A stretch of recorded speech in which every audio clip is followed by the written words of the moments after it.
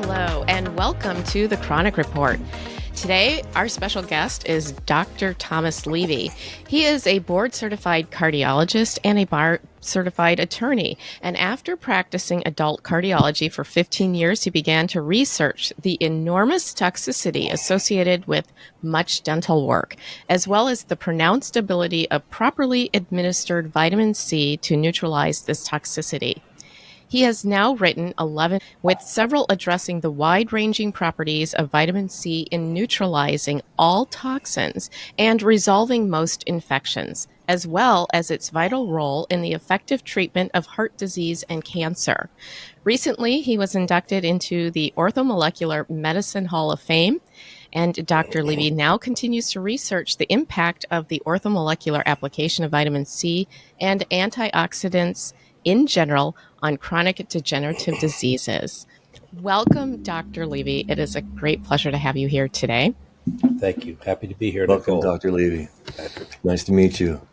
Dr. Levy, one of the things that I really appreciate about you is you reach outside the box for answers in regards to, the causes and sustainers of chronic illness.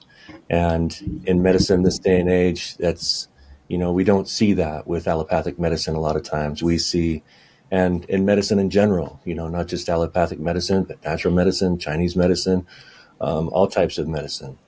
And I appreciate you being one of the doctors on the forefront,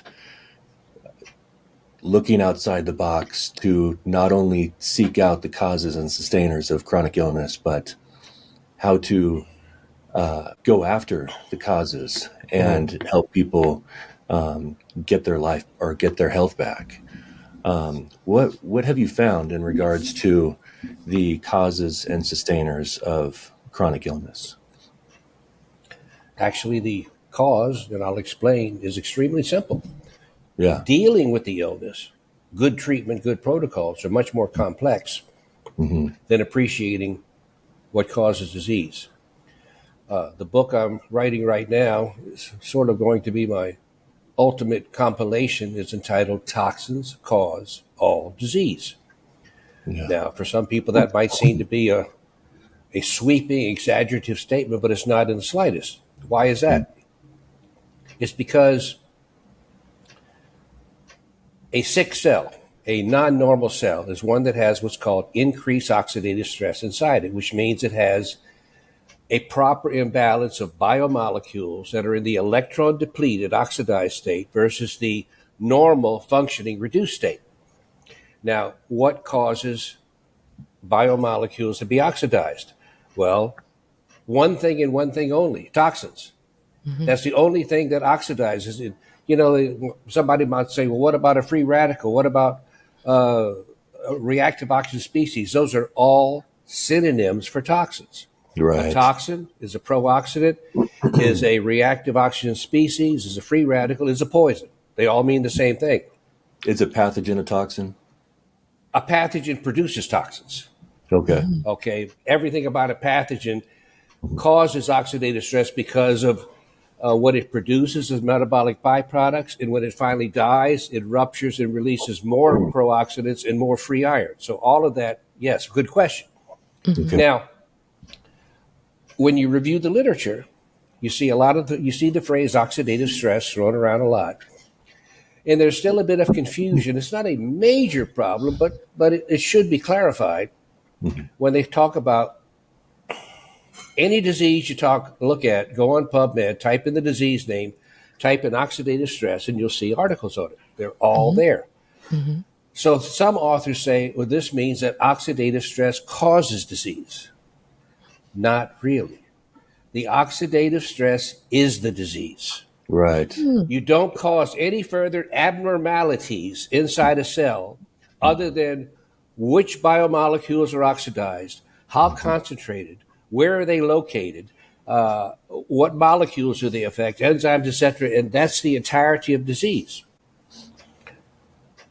Probably some 30 years ago, when I first came across vitamin C with Dr. Hal Huggins, in Colorado Springs, Colorado, I already knew from dealing with a few colleagues, talking with Dr. Huggins, that vitamin C was enormously effective in neutralizing any poisonous condition, any toxin overdose. It didn't sink in then, but then as I did the research and I saw that it literally applied to all toxins, I said, well, how can it be possible that 10,000 different agents that can poison you and kill you with different chemical structures, different properties, different ionic qualities, etc., how can one molecule negate and neutralize all those toxins? And there was only one answer. The answer was all of the toxins had to have a final common denominator by which they exerted their toxicity.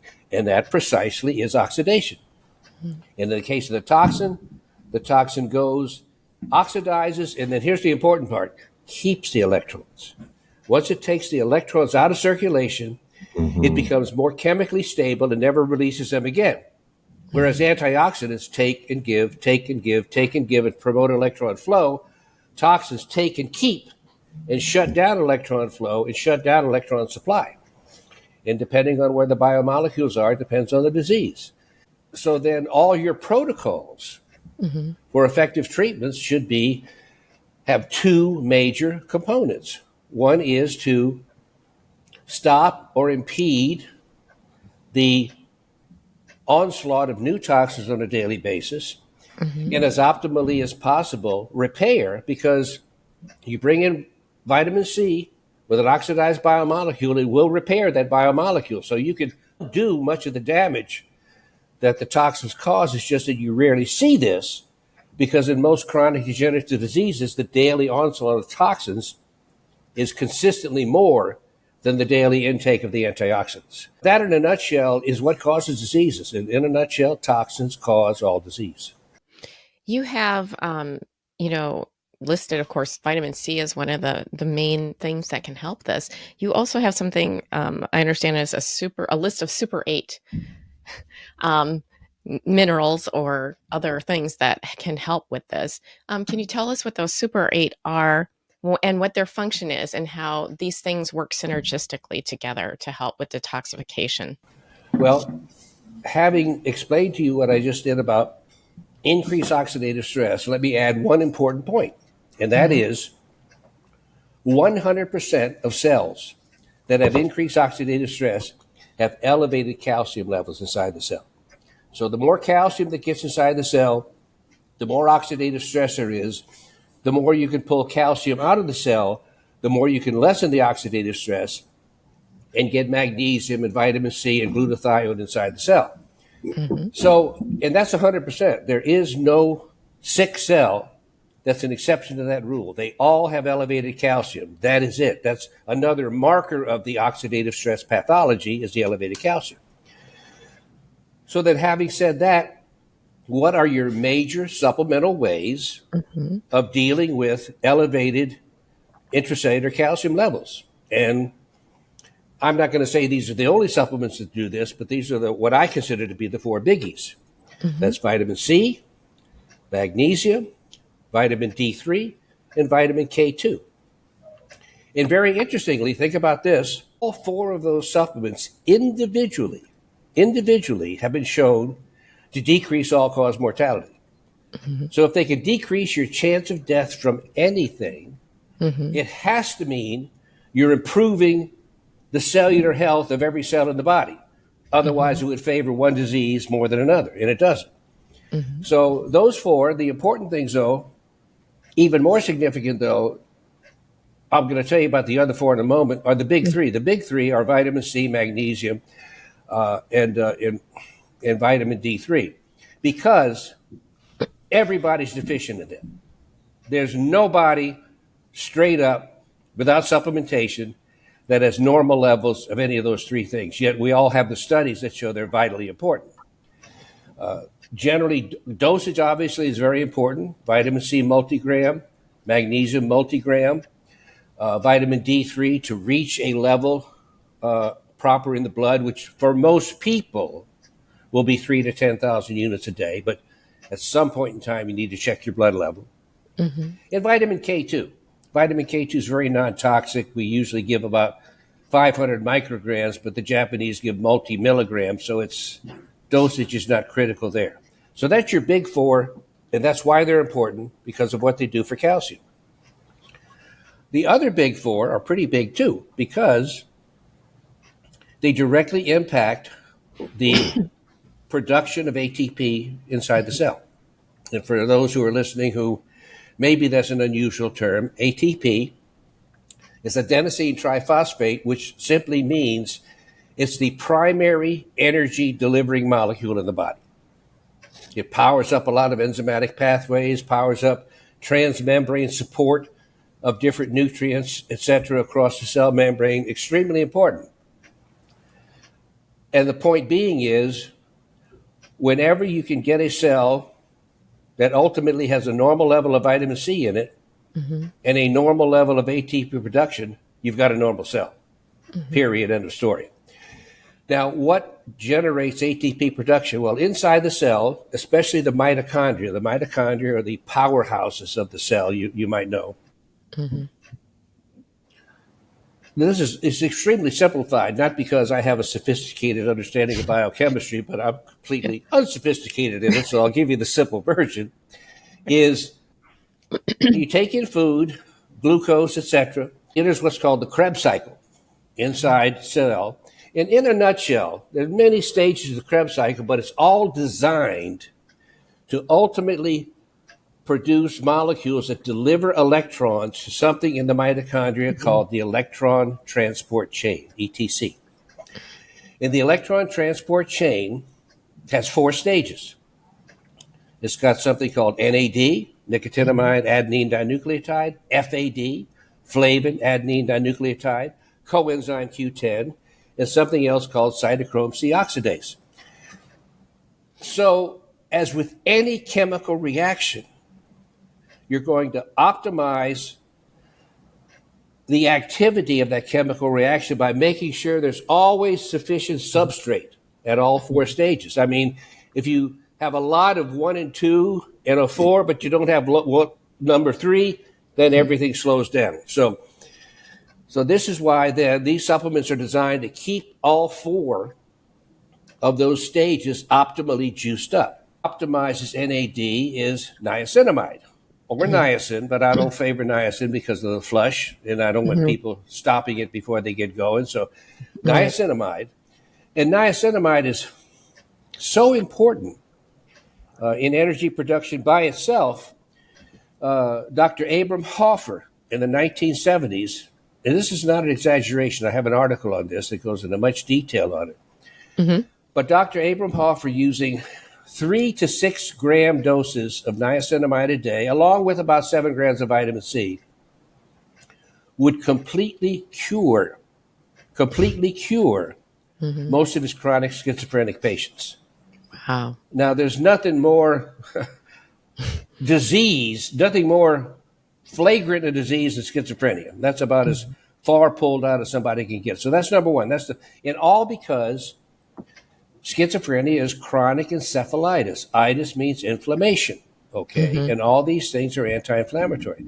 So you take the niacinamide. Number 2, as it turns out, the direct precursor to AD is riboflavin, vitamin B2.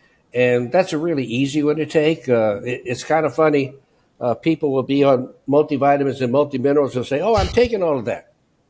Well, strictly speaking, yes, but practically speaking, no.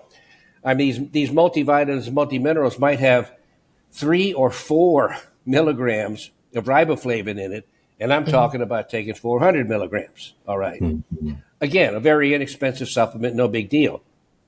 Bear in mind, though, that when you take IV B vitamins, the banana bag, the yellow comes from B2. So you start taking B2, you're going to get bright yellow urine.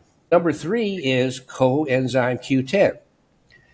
This is very important. It's probably the priciest of all the eight supplements. That would be the main limiting factor, because if you're not overly concerned about how much you spend on supplements, I say take 600 to 1,000 milligrams a day.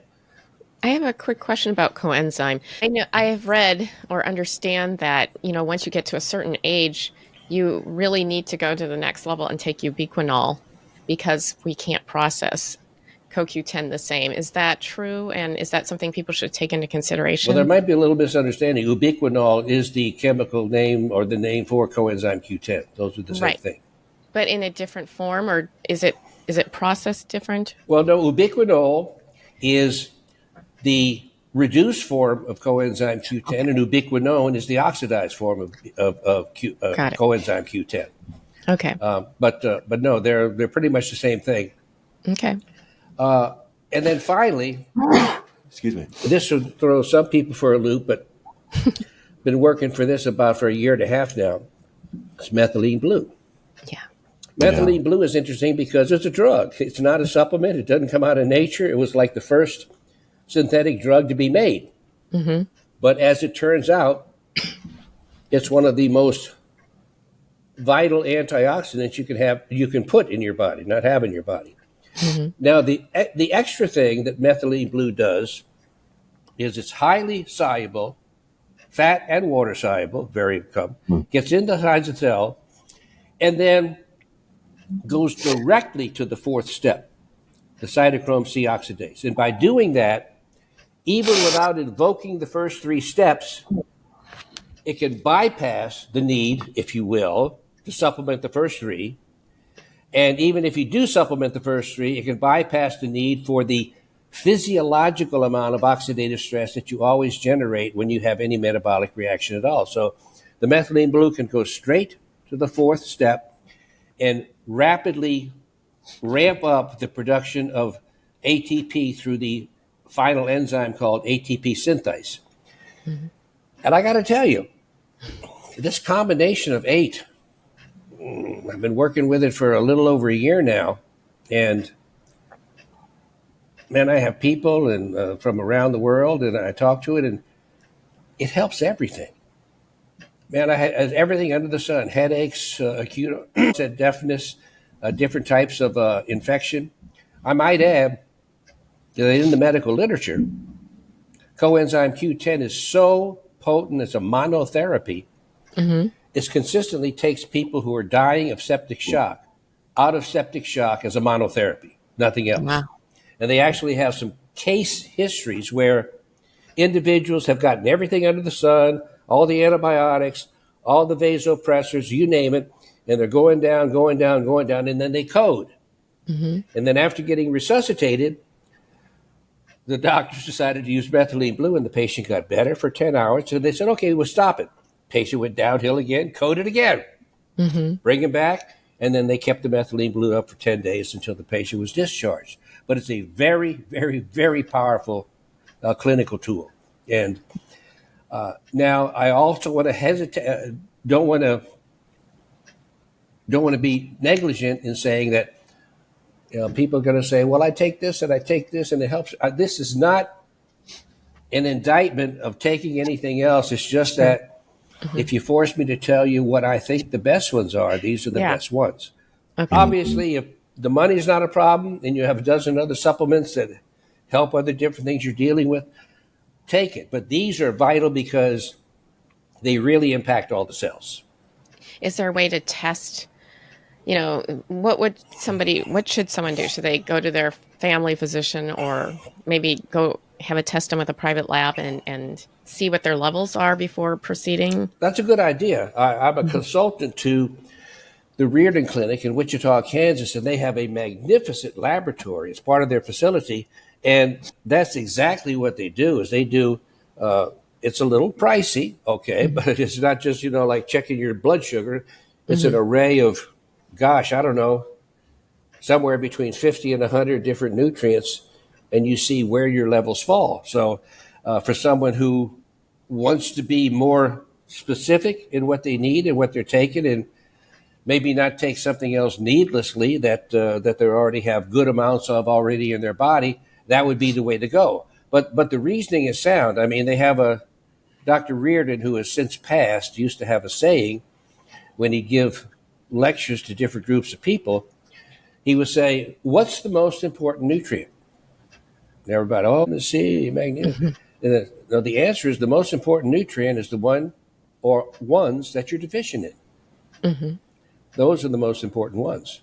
Of course, as it turns out, vitamin C and magnesium are what you're most commonly deficient in. So, yeah.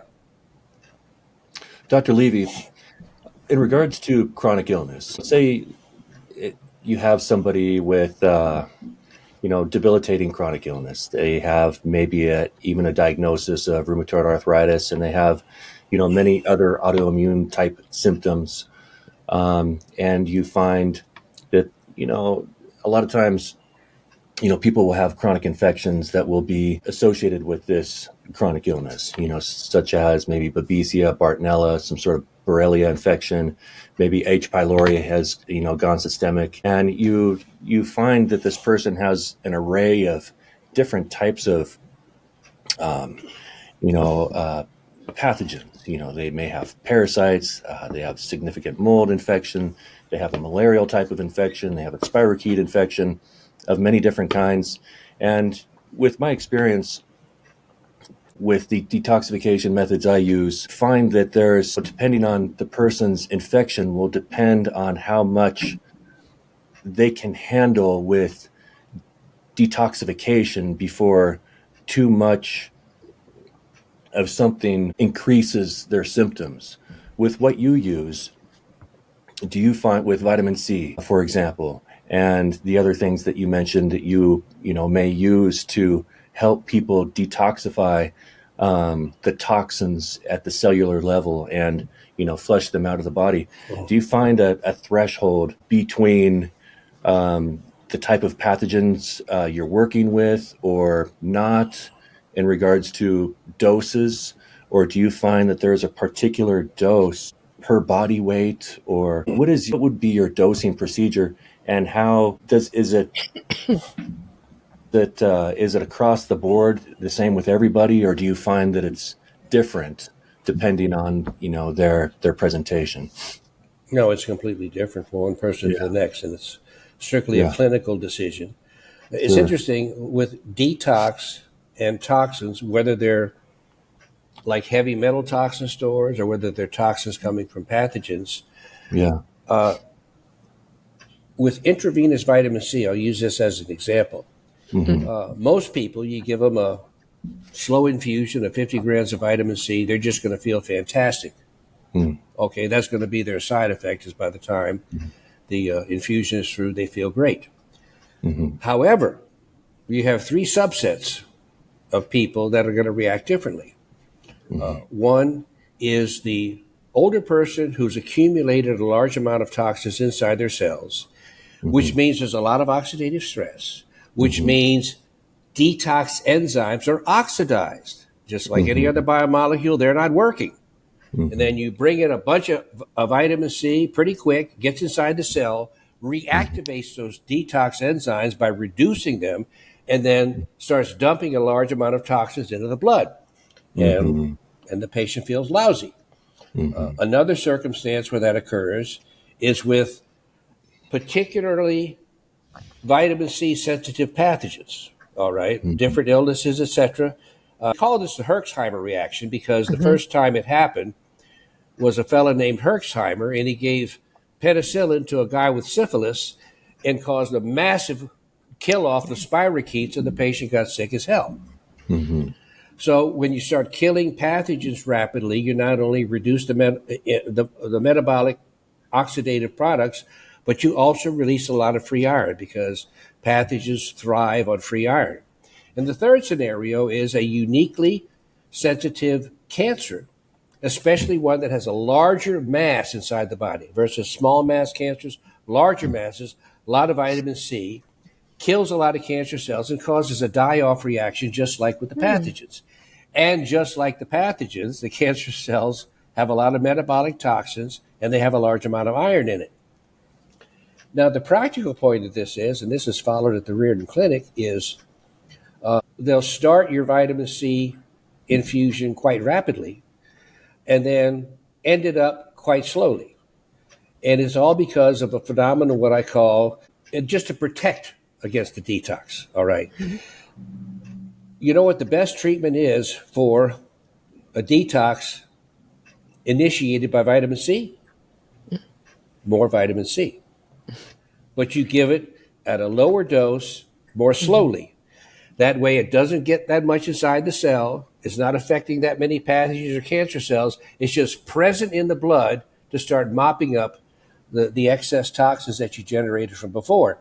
And it's a practically important point, too, because if people feel lousy by the time they go home, they're not going to come back.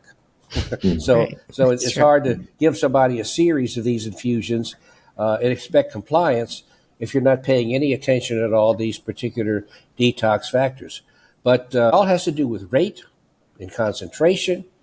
But let me tell you, the mop-up really works well. It's at first it's kind of hard to believe you're resolving something with the same substance that caused it. Mm-hmm. Do you find that if somebody were to come to you with, basically Lyme disease, and would you suggest a certain dose of vitamin C and or other supplements for them to take daily in order to help them resolve the toxins associated with the pathogen dumping their toxins in their cells while they go after the pathogen? Sure. Well, these days, like I said, I've only been doing it about a year, but these days I'd hit them hard with the Super8. And in particular, bring them in intermittently for intravenous vitamin C, and the rest of the time on a large dose of liposome encapsulated vitamin C. And I'm specifically talking, I'm a consultant of the company. I make no apologies, but I'm talking about Live On Labs because they have so much fraud amongst liposome supplements. That's what I know to work. If you can find another one that works, God bless you. But I'm not. We saw so many. We took the time to look at it. They didn't have liposomes, and anyway. But the liposome, matter of fact, when you take enough liposomes frequently, it's better than an IV.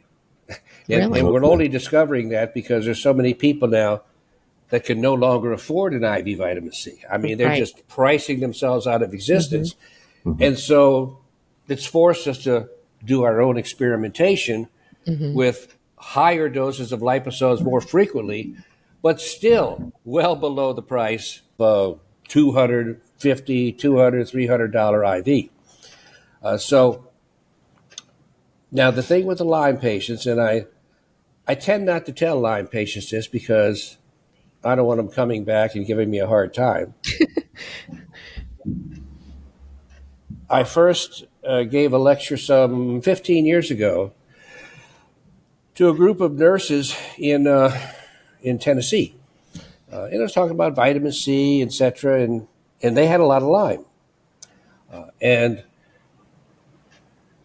they asked about dosing. And I said, well, what should I said, well, you should dose as much as you can, being pretty vague. Anyway, but long story short, the nurse that was in charge there called me or sent me an email about a week later, said, I have a patient that wants to do the IV vitamin C for her Lyme disease. I said, well, I think it's a great idea. And she says, how often should she do it? And how much should she take? Not even thinking that this was going to be done, I said, well, I think she ought to take 50 grams a day for as long as she can. Well, obviously, again, that's going to be tough to do these days because they're very expensive. But anyway, she took 20 consecutive 50-gram infusions of IV vitamin C and didn't feel better at all. That's what I don't want to deal with. The patient that spends all that money doesn't feel. But the next IV infusion she took, I still have the email. The nurse said, she said it was like a switch had been flipped and she went from feeling awful to feeling perfect. And then very, very intuitively, she said, well, we're going to continue this vitamin C for another week. And she completely resolved her Lyme and completely normalized all her Lyme-related blood work. Wow. And I have a physician that followed up on this and told me he did it with about 13 or 14 other patients, all with great result. I mean, these days I have a lot of modalities and I wouldn't limit them to IV vitamin C. And of course, I'd try to find alternatives because it's so doggone expensive now. But the fact of the matter is, yes, you can cure Lyme disease, but it's not it's not as easy as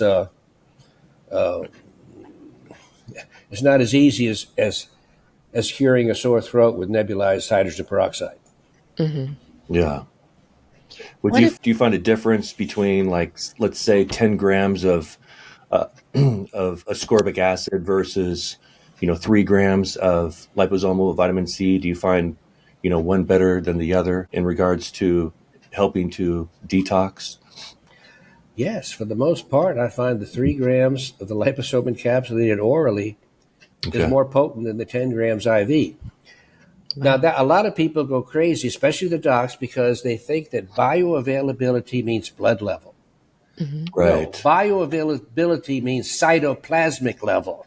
Yes. How Yeah. much do I have inside the cytoplasm of the cells? Not how much do I have in the blood.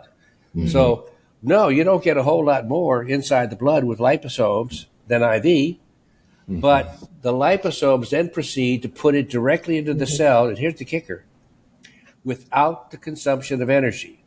So you're getting an energy molecule from point A to point B without consuming energy to do it. Mm-hmm. When you take vitamin C intravenously, that's not encapsulated in a liposome, guess what? You need to consume energy to get that unencapsulated vitamin C inside the cell. So you got to use up ATP and all other sort of stuff in order to Right. get the vitamin C where you want it to go. And that, I believe, is why the liposomes have such an incredibly powerful track record. Mm-hmm.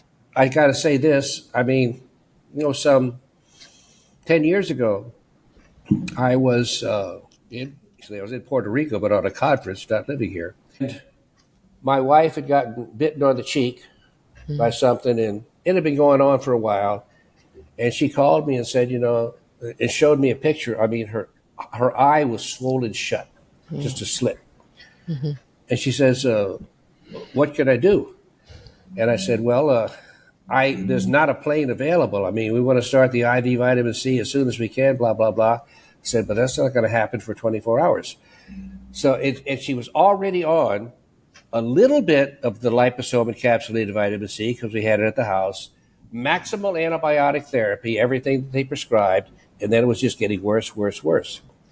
So I said, look, I said, this was like early in the morning. I said, first thing tomorrow morning, I want you to take another picture of your eye and send it to me. I said, but in the meantime, I want you to take 5 packets, that's 5 grams, of the liposome encapsulated vitamin C every hour, every hour, every hour, every hour, every hour until you go to bed." Mm-hmm. So she took about 30 to 40 packets over the course of the day. And the next morning, the eye had opened up a little. So I said, okay, we're on top of it. We're going to resolve this now. I'm not even sure IV vitamin C could have done that. I mean, but let me also say I'm not in any way poo-pooing IV vitamin C. When I'm sick, I want both. Mm-hmm. Right. I want the liposomes and the IV, okay, along with many other things for that matter. Sure. What do you think about, I know, especially talking about budget, a lot of people are getting ultrasonic cleansers for jewelry and using that to create homemade liposomal vitamin C. Is this as effective as going through a company that creates this? Is there benefit to it, or are people wasting their time? Multiple questions here. No, they're not wasting their time, but they're not making liposomes. Oh, okay. Now, what they are doing is they're taking the lecithin and the vitamin C and making Right. emulsion. Mm-hmm. So what's the difference between an emulsion and liposome encapsulated vitamin C? Mm-hmm. Emulsion vitamin C is better absorbed, not into the cells, but into the blood. So a lot of people do this homemade and they feel great. Well, they're feeling great because they're taking a large amount of vitamin C in a orally superior form for getting absorbed, and they do fine. Mm-hmm. The thing is with the liposomes are for your more critically ill person who's not responding the way you want, or for the person who wants to supplement easily. Mm-hmm. All right. Take 1 or 2 packets a day, first thing in the morning, and not worry about dosing regular vitamin C 2, 3, 4 times a day. Mm-hmm. But the thing is no, the emulsion that the device, the homemade work, does get better absorbed. So I won't tell people it's worthless. Not at all. It's a benefit, but don't delude yourself. If, for example, you have a condition that's not responding the way you want it to, don't think for a moment that means it's not responsive to liposome encapsulated vitamin C because you haven't taken any. Mm-hmm. Dr. Levy, excuse me, in regards to dosing orally liposomal vitamin C versus straight ascorbic acid, do you find a ratio where, like, for example, 12 grams of ascorbic acid could equal the benefits of 2 grams of liposomal vitamin C? That's pretty much right, the ratio there. I mean, it's all, now, this is all opinion based, all right? This is not based on a study. This is based on my clinical experience, what I've seen, and that is that one packet of the liposome encapsulated vitamin C consistently taken has the impact of 5 or more grams given intravenously. That would be that'd be how I'd put it. Okay. I was in a circumstance where I was horribly ill with the flu. I didn't have an affiliation with Live On Labs. They had sent me a bunch of their product because they wanted me to be interested in it, and I didn't know anything about liposomes. And I had closed my clinic, and I didn't have any more IV vitamin C available. And I was already having such horrible loose bowels for the vitamin C that I was taking. I couldn't take any more orally. And I remembered one thing that Live On told me. Said, this doesn't have the bowel effect.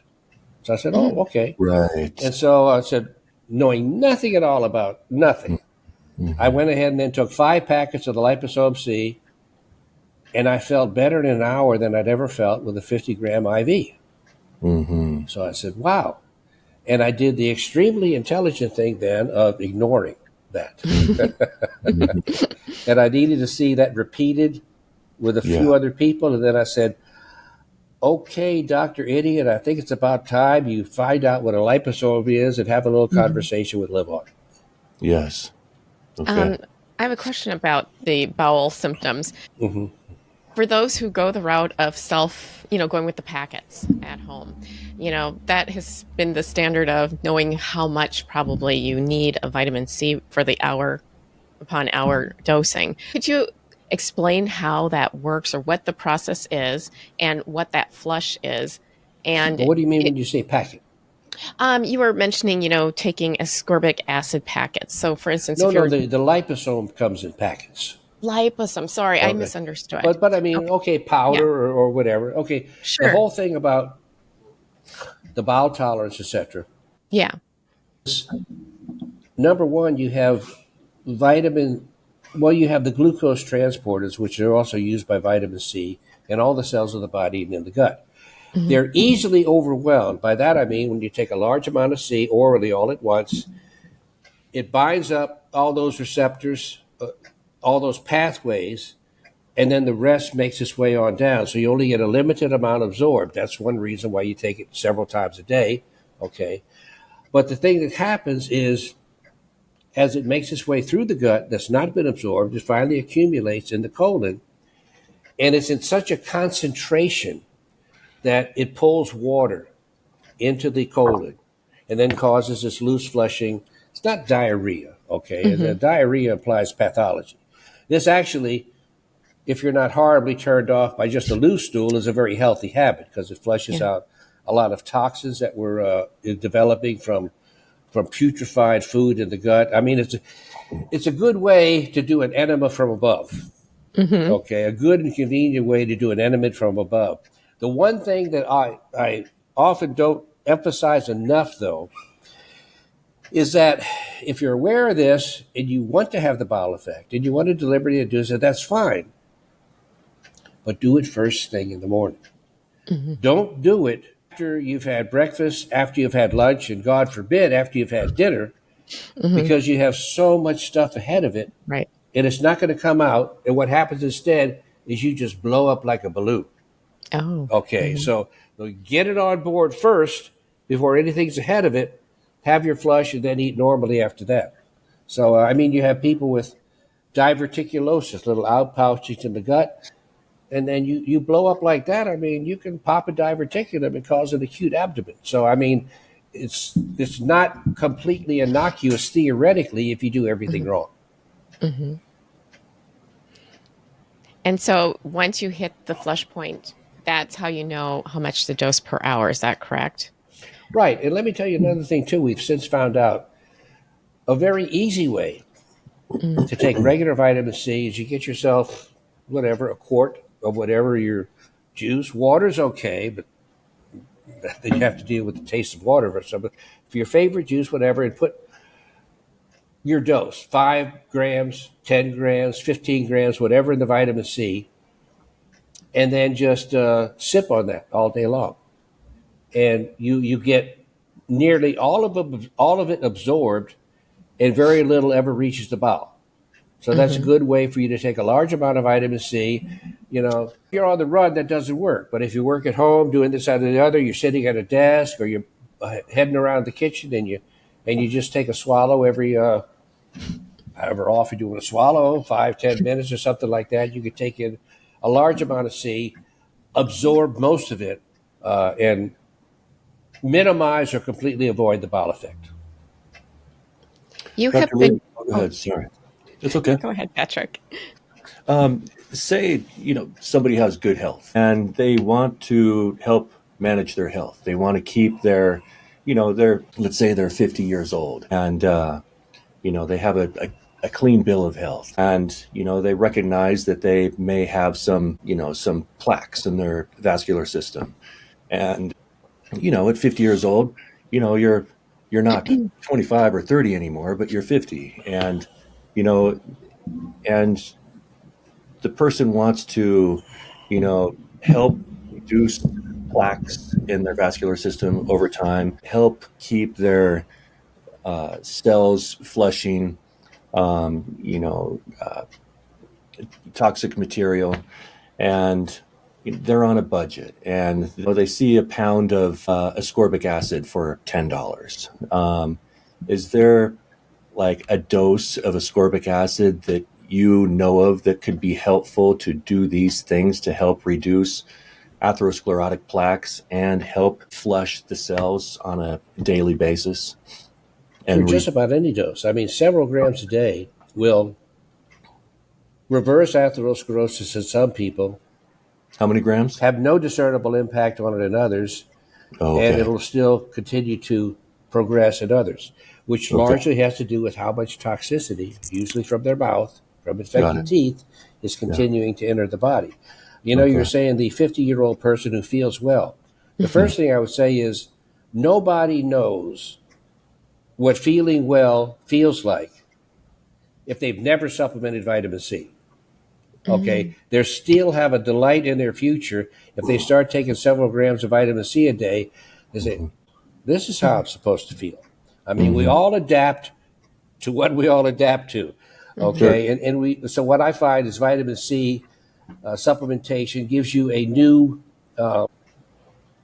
health realization, a new health quotient. You're much more appreciative of when you're really tripping out at the top versus you're slightly down, not necessarily sick, not feeling bad, but wow, I just don't feel as fantastic as I did yesterday.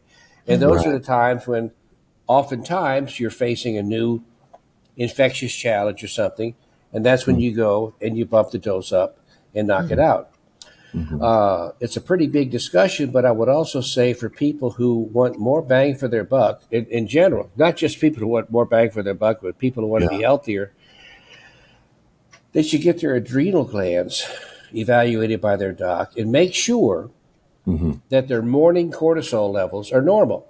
And when they're not normal, when they're low and depressed, even a little bit, it's not well known, but cortisol, which is hydrocortisone, same thing, is the primary way that vitamin C gets inside the cell. Gotcha. So hydrocortisone has an anti-inflammatory reaction, not because it's an anti-inflammatory drug, but because it pushes the ultimate anti-inflammatory agent, vitamin C, inside the cell. And I'm strictly talking hydrocortisone, cortisol, not prednisone, not dexamethasone, not solumedrol.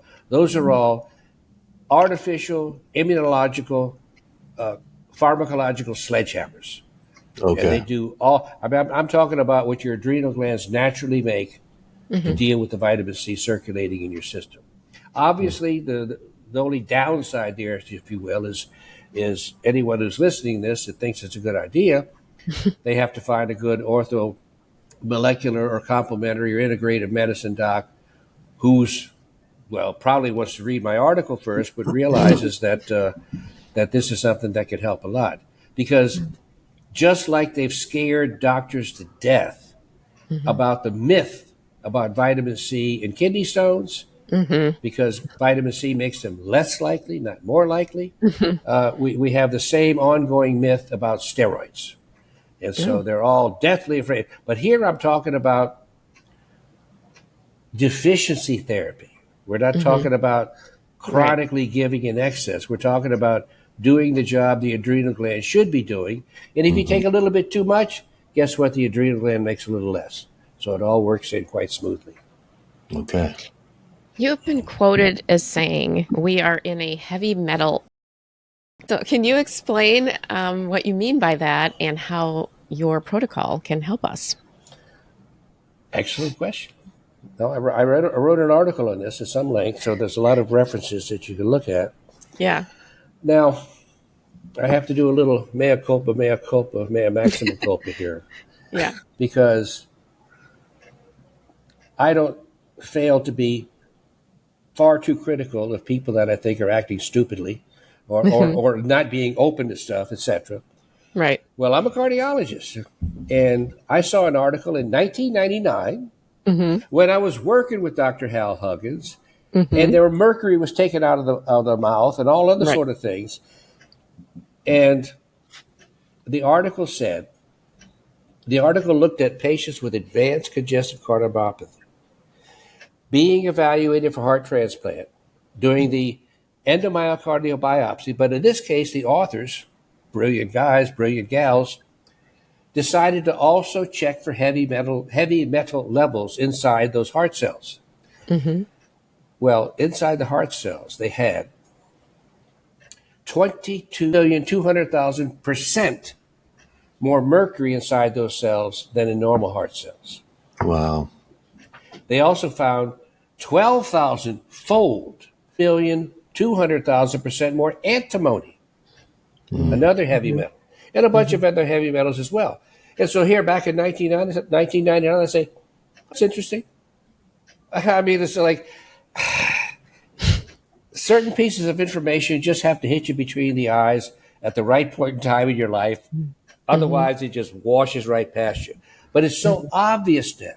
I mean, these are the people that have had mercury amalgams in their mouth for decades. Presumably, as we phase amalgams out, the next generation will have far, far less. So, but the point also is for people with congestive cardiomyopathy to have that amount means everybody's got a lot of it. They just don't have enough to completely cause heart failure yet, but enough to precipitate and make their heart muscle much more susceptible to new toxins like spike protein. Anybody? Coming along and precipitating a lot of problems with myocarditis and heart failure. That's because you set the stage your whole freaking life.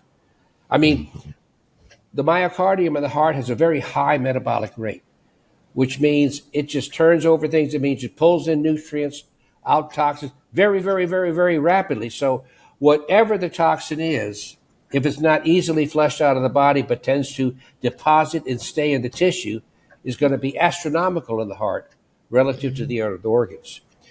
And so the antimony, I might add, people are saying, what the heck is that? Antimony, there's a lot of different places, but the one big place it comes from, I don't see anybody's desk there. Plastic water bottles. Yeah. They I got make, it right there. There you go. Unfortunately.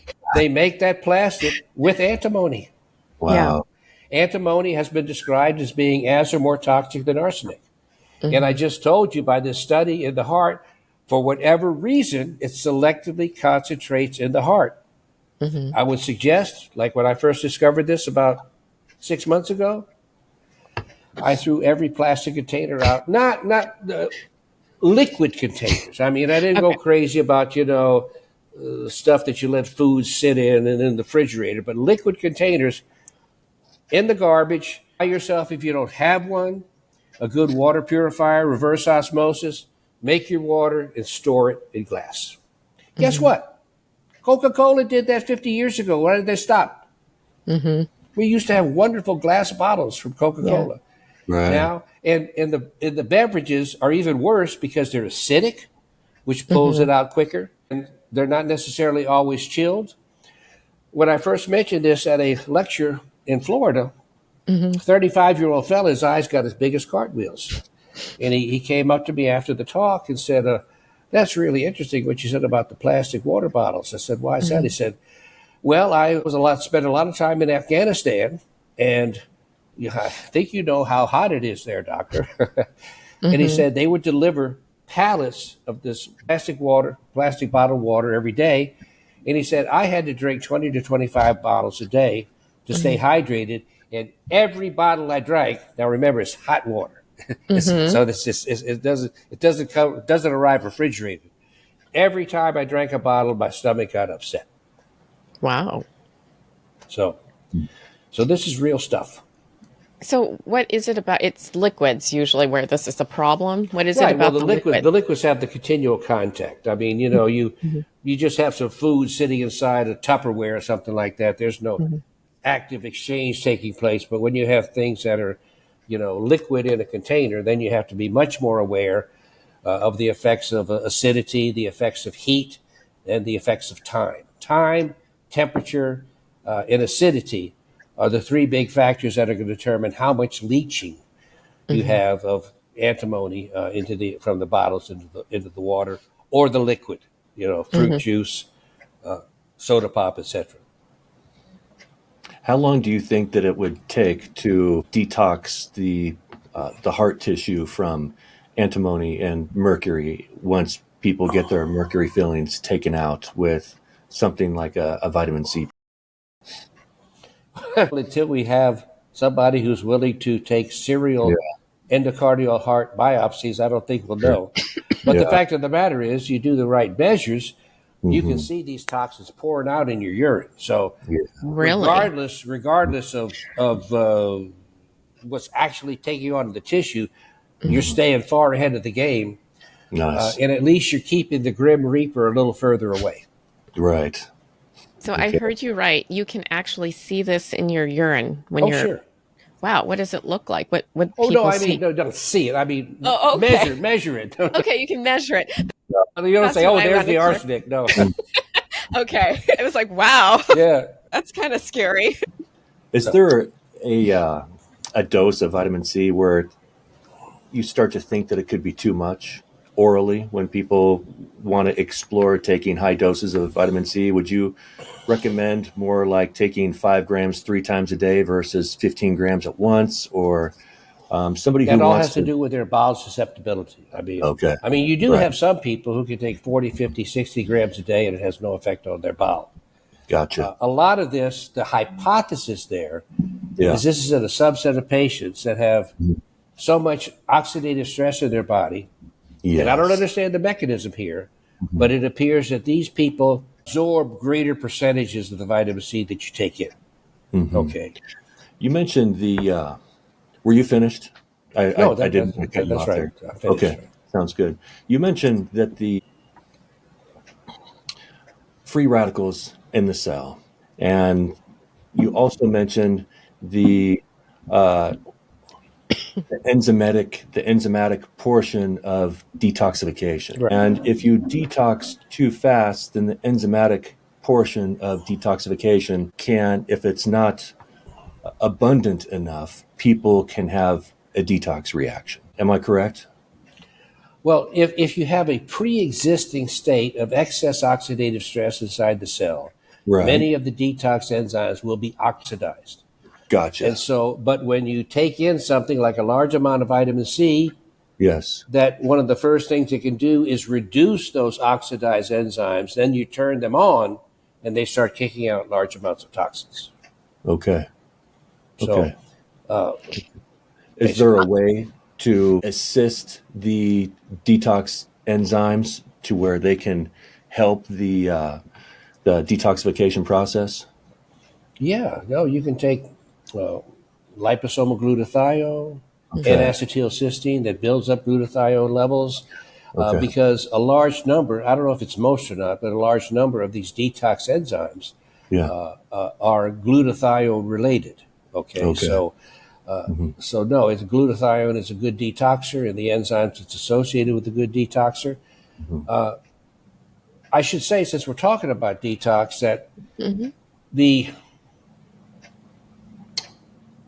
and I listed in my article a bunch of things you could take that are natural detoxers: ascorbic acid, citric acid, Yeah. carnitine, a few other things. Okay. You're one of your best long-term health investments because of everything we've talked about today is if you can afford it to get a good home far infrared sauna. Hmm. Okay. And because literally all the toxins will eventually come out. Some are more resistant than others, but you can sweat them all out. The one thing you have to keep in mind, though, is when you do it on a regular basis and you're not paying close attention, it's easy to deplete yourself in magnesium and potassium.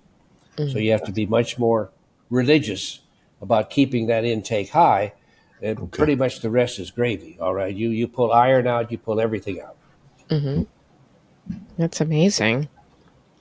In regards to glutathione, do you find S-acetyl-glutathione versus liposomal glutathione versus glutathione? Do you find one better than the other? I mean, N-acetylcysteine. I think that's. I don't know if there's an N-acetylglutathione or not. N-acetylcysteine is one of the 3 amino acid building blocks Okay. to make the glutathione inside your cell, and the evidence does show that it is effective. Probably more effective than just taking glutathione orally, not liposome encapsulated, but just regular low glutathione. That just almost immediately gets broken down into 3 amino acids. And then what do you need to do? You need active transport utilizing ATP and energy consumption to get those things inside the cell.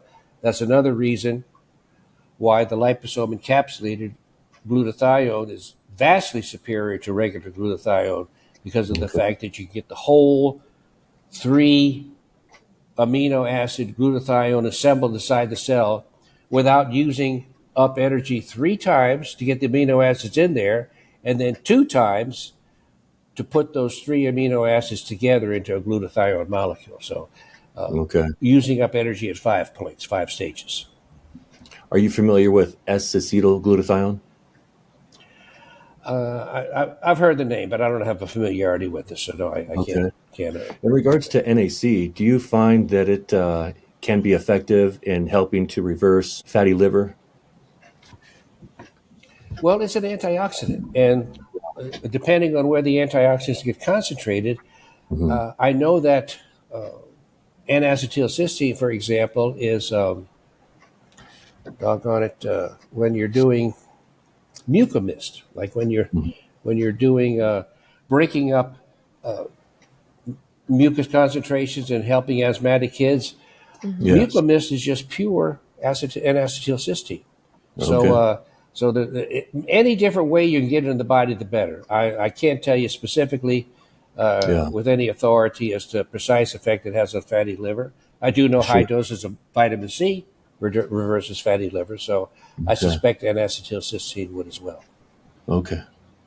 I know vitamin D is, in addition to C, is becoming more and more in the spotlight as a very important vitamin. Can you explain how and what kind of dosing people should be looking at?